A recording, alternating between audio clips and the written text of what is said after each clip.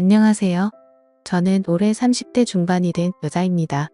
요즘 들어서 머리 아픈 일에 휘말려서 하루하루를 정말 한숨을 쉬어가며 심란하게 보내고 있는데요. 그건 바로 결혼한 남자를 사랑했던 죄밖에 없는데 저는 상간녀라 불리게 되었습니다. 하지만 따지고 보면 제가 먼저였거든요. 제 답답한 사연을 얘기해 볼 테니 현명한 분들의 많은 조언 꼭 좀 부탁드릴게요. 신중히 제 이야기를 듣고 잘 판단해 주시면 감사하겠습니다.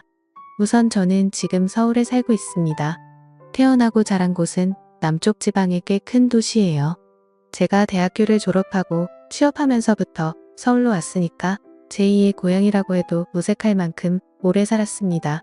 그리고 부모님은 제가 초등학교 때 이혼을 하셨어요. 그건 아버지의 바람 때문이었고요. 당시 아버지가 다니시던 직장 동료 여직원하고 바람을 피워서 결국 이혼까지 하시게 되었습니다. 그때 상대 여자가 아버지랑 절대 못 헤어진다고 하는 바람에 결국 아버지는 그 여자를 선택하게 되셨고 그렇게 엄마와 이혼을 하게 되었죠. 이후 엄마와 함께 살게 되었습니다. 정말 그때 당시만 해도 어린 마음에 그 불륜녀가 너무 믿고 싫었는데 지금 그때 그 여자와 제가 똑같은 입장은 아니지만 제가 그런 비슷한 신세가 될 줄은 꿈에도 몰랐네요.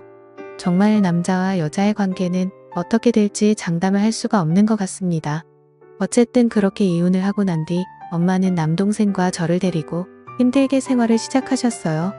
남동생과 저까지 둘이니까 엄마가 혼자서 감당하시기에 벅차셔서 영업직이다 뭐다 정말 많은 일들을 하시면서 저희를 키우셨습니다.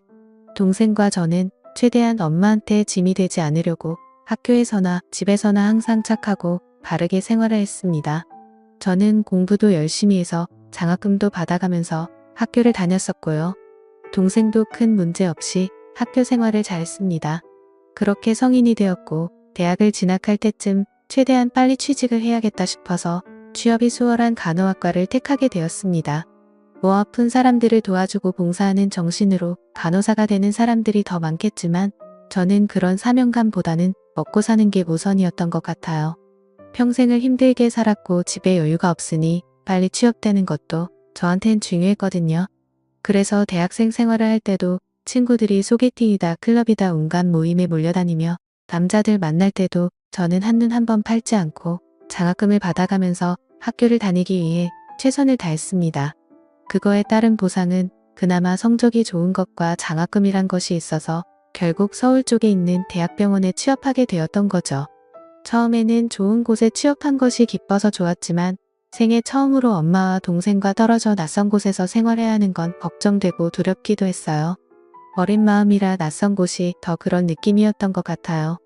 예상은 적중하였고 제 타지 생활은 녹록지 않았습니다. 그 중에서 제일 힘들었던 건 혼자 생활해야 했던 것이었죠.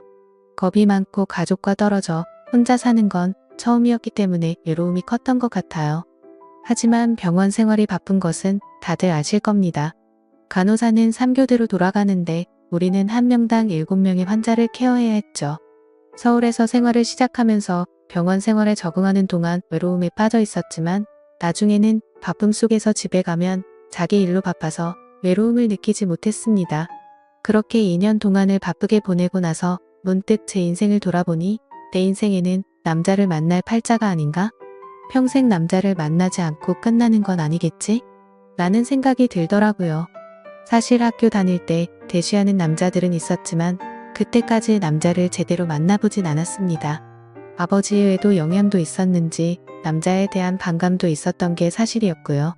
그런데 병원에서 저한테 유독 관심을 보이는 의사 선생님이 계셨습니다. 저와 함께 일하고 있는 여러 간호사 선생님 중에 꼭 저한테 잘해주시고 시간만 나면 영화 보러 가자, 같이 밥 먹자라고 말하며 꾸준히 들이댔어요. 그 선생님은 제가 좋아하는 스타일로 남자답고 덩치도 좀 있으면서 웃는 모습이 너무 매력적이었습니다. 처음에는 장난이라 생각했지만 계속 그런 제안이 반복되다 보니 이 남자가 진심으로 하는 말인가 의심이 들었었죠. 그때 선생님이 레지던트였는데 바쁜 일정 속에서도 오프인 날에는 꼭 저한테 시간이 언제 나냐고 꾸준히 들이댔어요. 그 선생님에게 마음도 살짝 있었는데 괜찮은 남자가 계속 대시를 하니 마음이 흔들리고 있었습니다.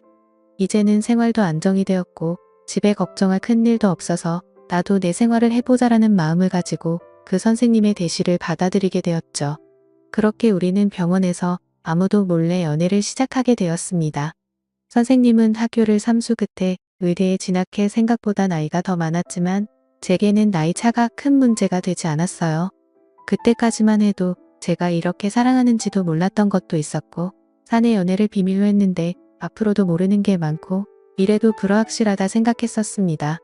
하지만 우리 둘은 매우 빠르게 가까워졌고 오프인 날이면 서로 시간을 맞추어 가까운 곳에 여행을 가기도 했으며 주로 우리 집에서 데이트를 하면서 하루를 마무리했어요.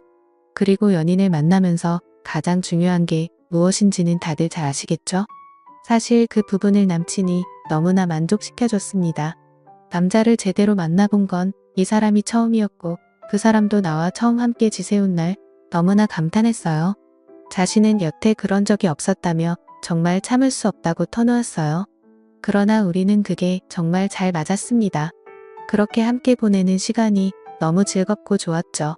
그 사람은 성격까지 자상하고 다정해서 나에게도 너무 잘해주었고 같이 있으면 못하는 요리 실력으로 스파게티도 만들어주며 깜짝 파티도 해주었습니다. 그는 언제나 제게 부르는 대로 달려와 주었고 나를 너무나 아끼는 모습이 느껴져서 정말 제게는 차고 넘치는 남자였죠. 뿐만 아니라 남들에게 비밀로 하고 연애를 한다는 그 자체도 스릴이 있고 뭔가 모르는 설렘이 더 크더라고요. 그때는 정말 마음이 주체가 되지 않았습니다. 하루는 둘이 병원에서 야간 근무가 걸렸던 날이었어요. 둘이 사귀기로 하고 얼마 되지도 않았는데 그 심정을 아실 거예요. 지금도 그렇지만 둘이 너무 잘 맞으면 초반에는 더 떨어져 있기가 싫더라고요. 남친을 제대로 사귄 건 처음이나 다름없었던 나였기도 했고 저를 너무 예뻐해주는 남친과 계속 붙어 있고 싶었습니다. 결국 서로 눈이 맞아서 아무에게도 말하지 못할 비밀도 생기고 말았고 은근히 즐겼던 것 같네요. 그렇게 저희는 사랑을 점점 키워가게 되었고 서로의 미래까지 약속하게 되었습니다. 그때 당시의 원래 계획은 남친이 전문의를 따고 병원을 차리면 그때 결혼을 할 생각이었어요. 그런데 우리의 핑크빛 미래도 얼마 지나지 않아 산산조각이 나버리고 말았습니다.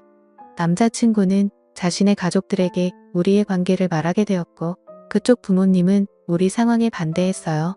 제 가정 상황이나 제 직업이 원인은 아니었습니다. 인사도 못 듣고 당장 헤어지라고 압박을 가했던 거죠. 남자친구의 부모님은 경제적으로 안정되어 있었지만 남자친구는 그때 당시에는 혼자서 독립해 저를 지탱해 줄 수 있는 상황이 아니었어요. 게다가 남자친구는 외동 아들이었는데 정말로 난감한 상황이었죠. 그래도 남자친구는 헤어지지 않겠다며 저를 안심시켰지만 만날 때마다 마음은 언제 깨질지 모를 불안감에 가득했습니다. 그날 이후로 남자친구의 어머니는 마음이 급하셨는지 다른 의사 며느리를 보겠다며 선을 찾아다니셨고 남자친구는 어머니의 압박에 끝내 버티지 못하고 결국 선을 나가게 되었습니다. 그 뒤로는 말할 것도 없이 결혼이 척척 진행되었죠. 옆에서 아무것도 할 수 없는 저는 답답해서 혼자서 울기만 했습니다. 남자친구도 저를 놓칠 수 없다고 매달려왔어요. 자기 마음에는 저뿐이라고 말했지만 저 혼자서는 어떻게 할 수가 없었습니다. 정말로 사랑한다면 둘이서 모든 걸 버리고 도망가는 게 현실적으로는 쉬운 결정은 아니었어요.